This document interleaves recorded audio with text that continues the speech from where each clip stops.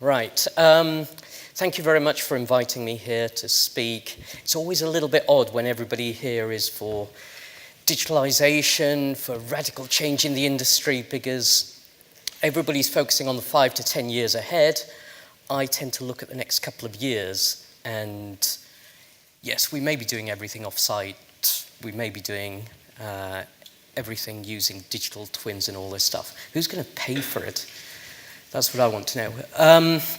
I was going to start off by asking a question, but I saw the response Susanna got when she was asking you about millennials and stuff, so I won't bother. I'll just tell you the answer anyway, which is the average pre-tax margin of the top 10 UK contractors in 2017-18 was minus 0.9%. That's after 5 consecutive years of construction output growth.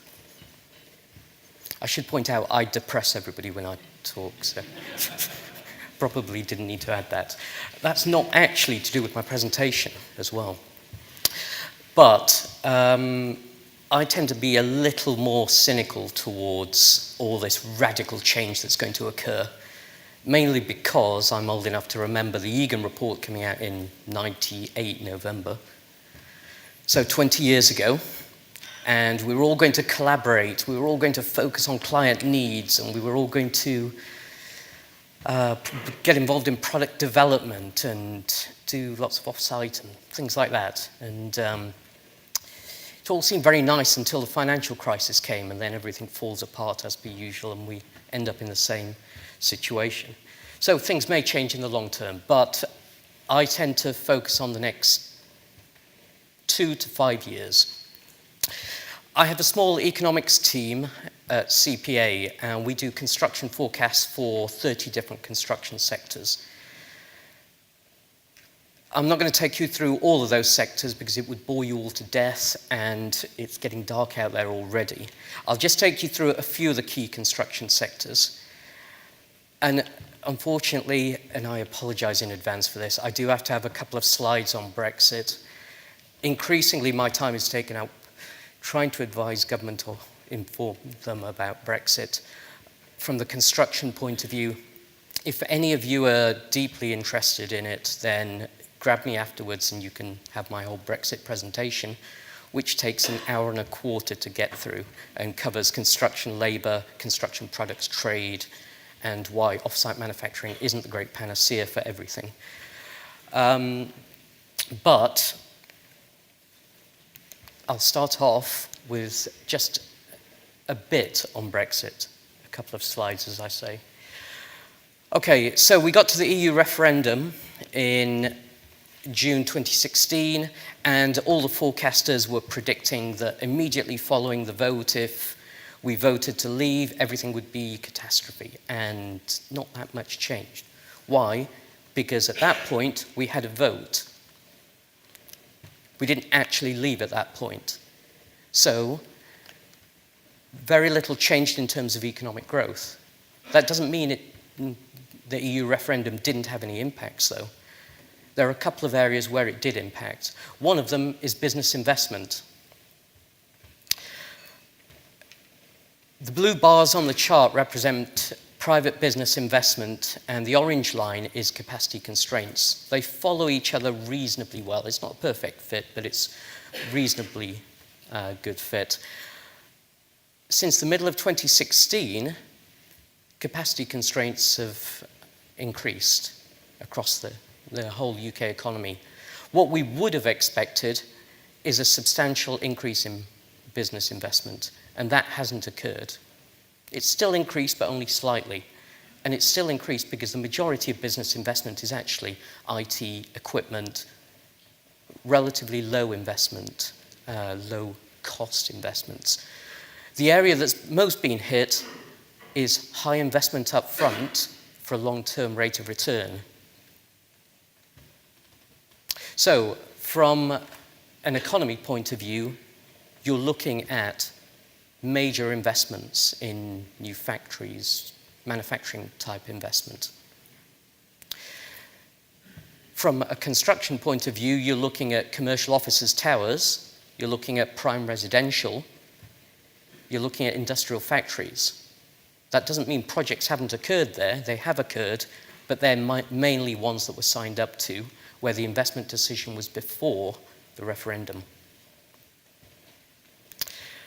Another area where the EU referendum impacted was in terms of the exchange rate, and particularly for major global multinationals, this is very important because they report back revenue and profit in other currencies.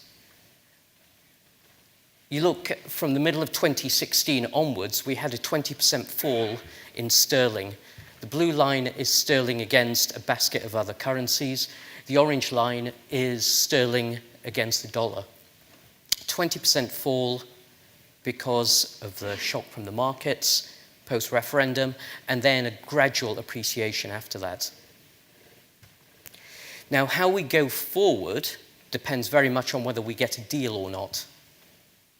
If we agree a deal with the EU, we'd expect a slight appreciation in sterling of around 5 to 8%, which means if you're reporting back to a global headquarters, it'll look reasonably good for your revenue and profit.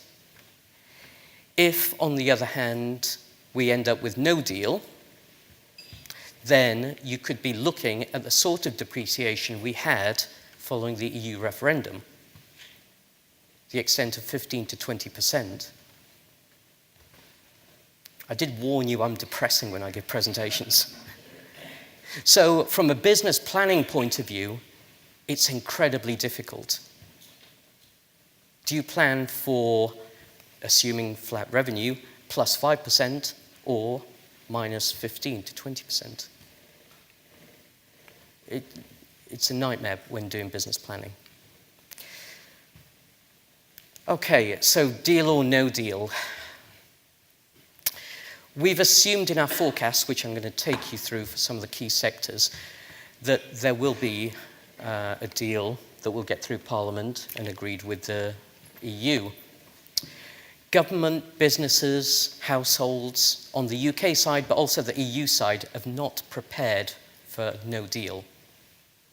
Whatever the Prime Minister says, we're not prepared for it.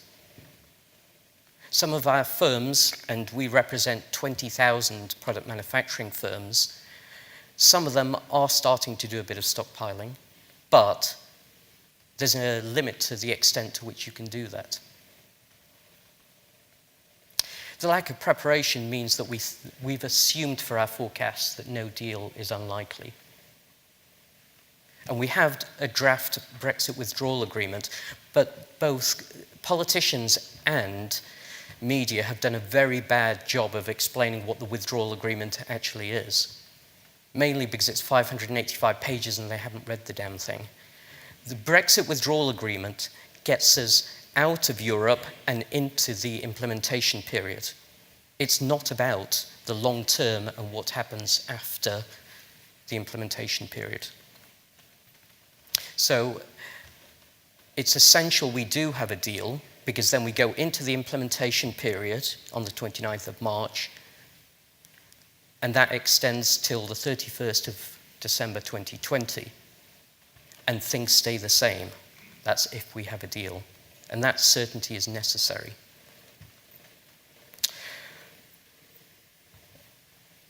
The draft withdrawal agreement is broadly agreed with the EU.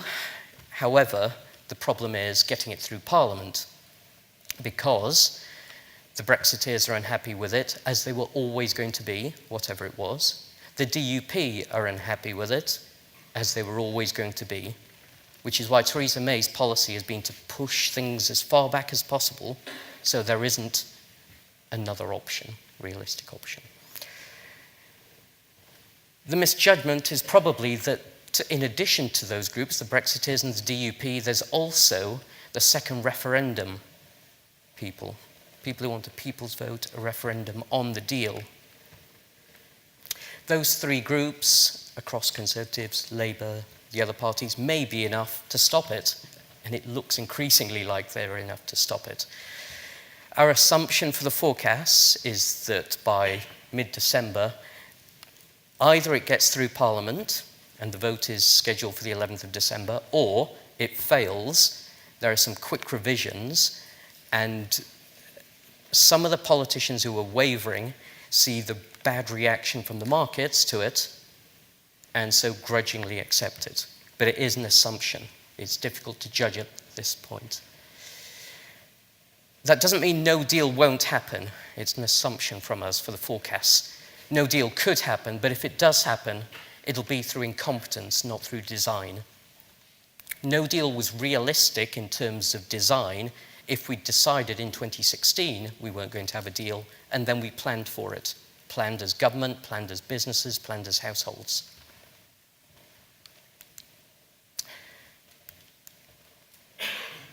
But the timetable is quite tight. Parliament is technically in recess from the 20th of December to the 7th of January. As I said, the vote is scheduled for the 11th of December. That doesn't give very long. Realistically, the latest we can push things is mid-late January, because the withdrawal agreement has to be ratified by the EU parliaments, not just agreed with the Commission. Our assumption is that it will occur, and then we get into the transition period, which means that things stay the same till the 31st of December 2020, and once you're in the transition period, it's a lot easier to argue for an extension of it without the Brexiteers kicking up too much of a fuss. Okay, that's it on Brexit, if I can get on to the next slide. In terms of construction, the latest data actually show that so far this year, reasonably good. The right-hand bar shows that total construction, January to September, is up 0.7% compared to the previous year. Doesn't sound great, but remember, Q1 was very bad. We had the rain in January, we had the snow late February and early March. So we've had a degree of catch-up in Q2 and Q3, which is what we would have expected. But construction activity is very mixed at the moment. It depends which sector you're in and also which region you're in. In terms of the sectors, the growth so far in construction has primarily been driven by private housing outside London, which has been sustained by, helped by, and also industrial warehouses. Offsetting that, you have falls in education, construction, and most importantly, commercial construction. But even within the sectors that are falling, if you're in the right regions, there's still quite a lot of activity there. And whilst there's quite a lot of activity, key issue in some areas is actually getting the skills. These charts, which hopefully you can see, show the proportion of contractors, building contractors, that were reporting difficulties recruiting certain trades.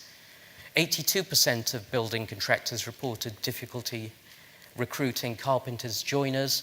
78% reported a difficulty recruiting bricklayers. 70% of building contractors reported difficulty recruiting roofers. And 50% building contractors reported difficulty recruiting painters and decorators. And as you can see from the chart, it's not an issue that's suddenly come there. It's a consistent issue. And why is it a consistent issue? It's a consistent issue because every time we have a recession, we lose 1/4 of the workforce. Literally 1/4 of the workforce. We lost 481,000 workers in the financial crisis across building contracting, across all different trades and management. People leave, they either retire early or they go into another sector that recovers quicker, or they stay in the same sector but go to another country and they don't come back because they've been burnt by the industry.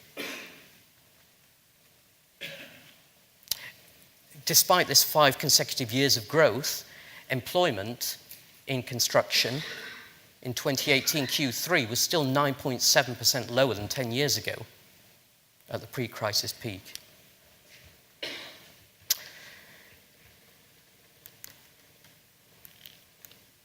So a lot of it is not necessarily about how we attract people in, it's about how we keep them.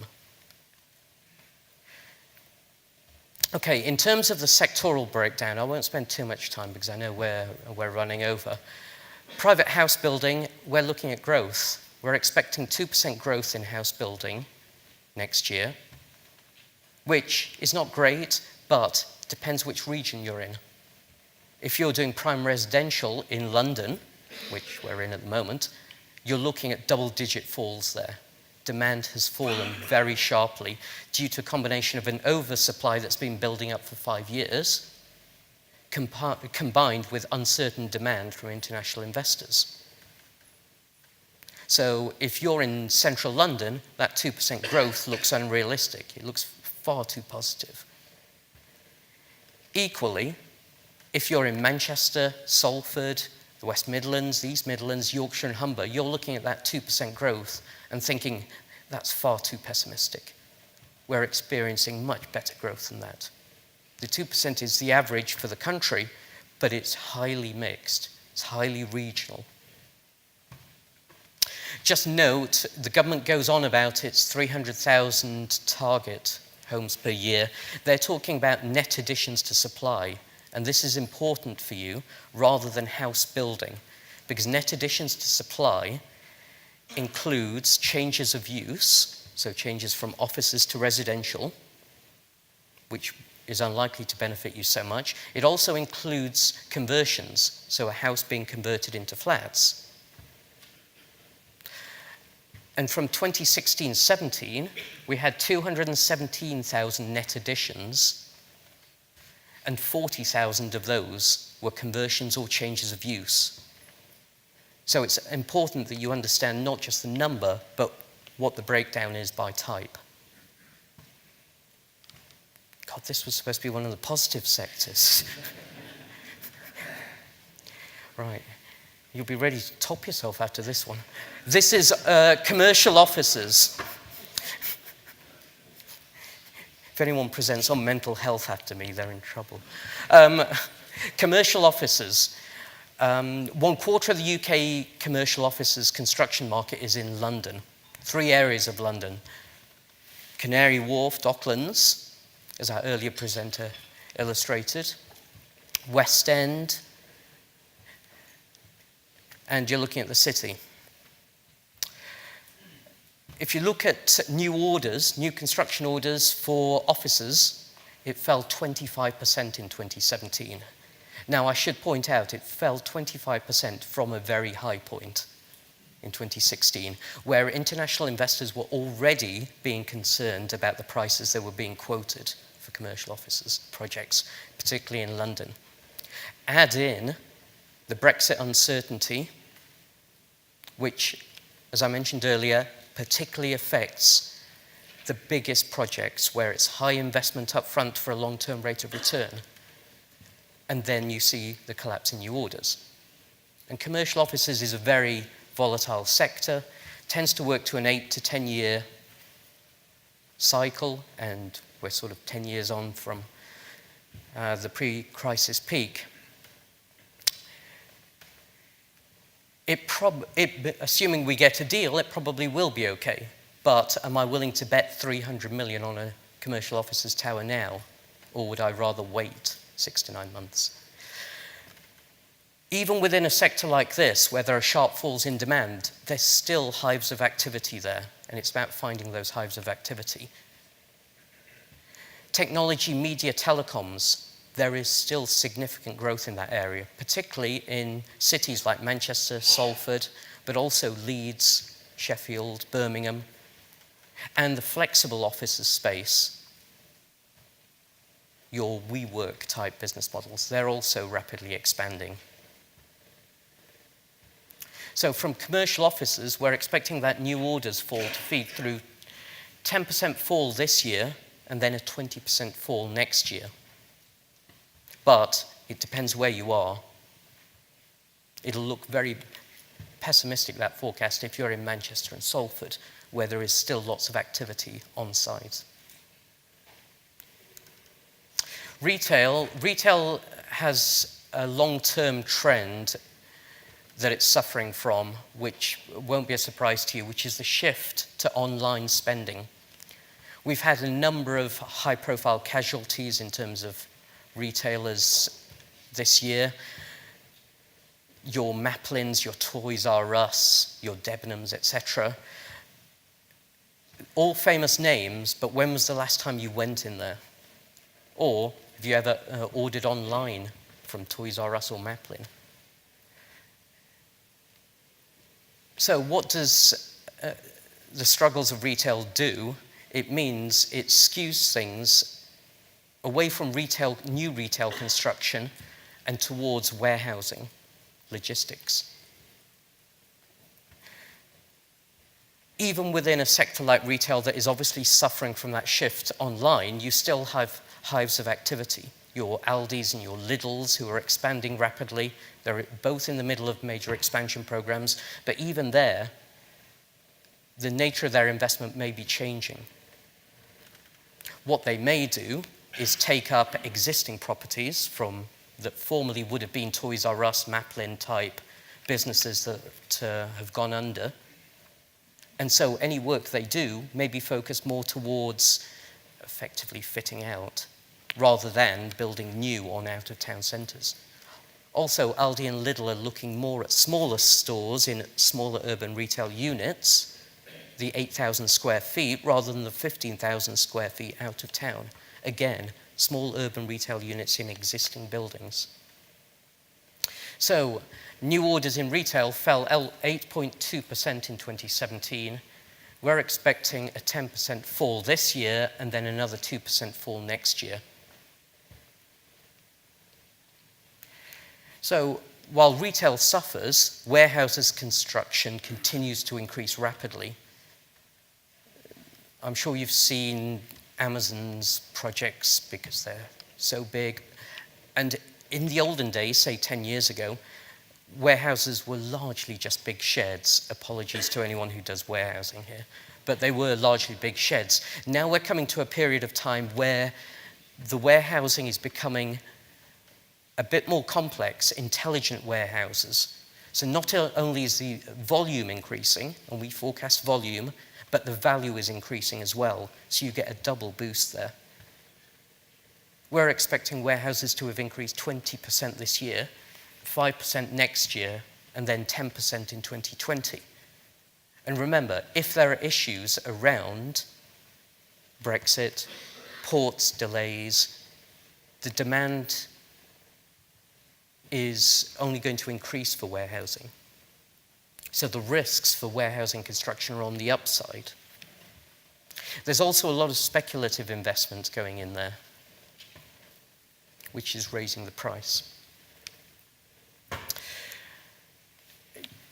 Just finally, I'll present infrastructure, and I know a lot of you switch off when I start presenting infrastructure because you think you don't do tunneling, you don't do basic rail tracks, you don't work on nuclear power stations. But remember, a lot of infrastructure, value-wise, is not doing a nuclear power station. It's all the facilities for the building of the nuclear power station.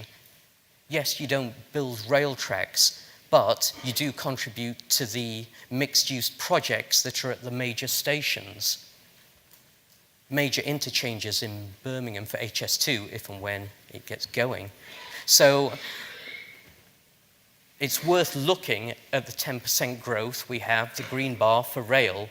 It's worth looking at the 14% growth we have for electricity, because there are hives of activity there on major projects that will benefit you, and maybe new opportunities that you hadn't been looking to before.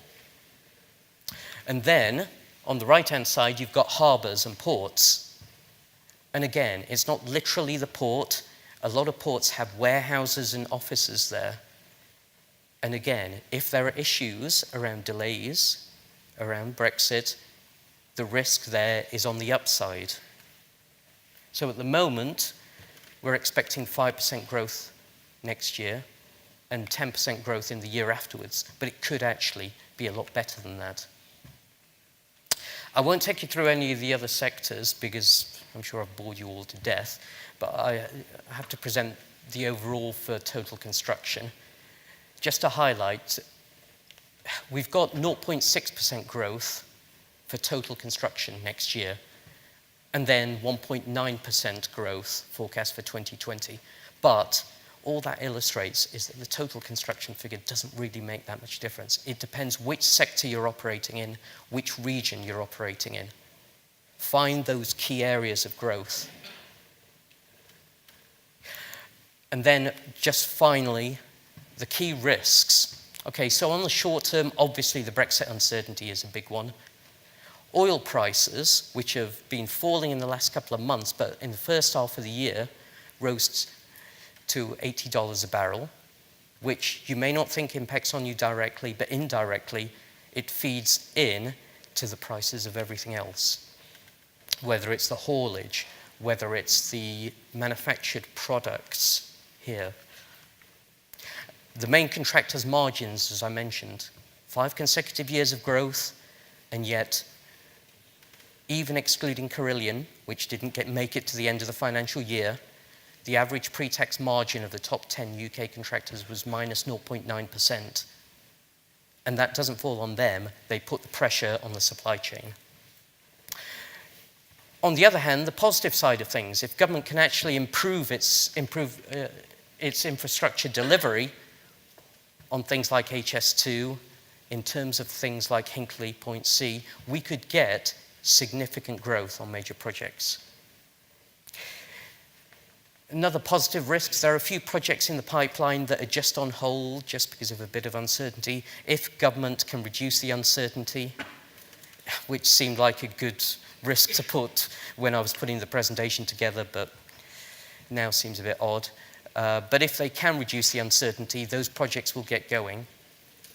And then the main positive risk is that speaking to major investors, there is tons of cash out there, billions, but they're not willing to invest at the moment due to the uncertainty. So if we can agree a deal, and I know it looks uncertain at the moment, but if we can agree a deal, it could be that we end up with a bit of a surge of investment. I'll stop there because I can see that I've depressed everybody far too much. So I'll just say thank you very much for inviting me, and happy to take any questions in the panel session, or if we've overrun too much for that, grab me afterwards. Thank you.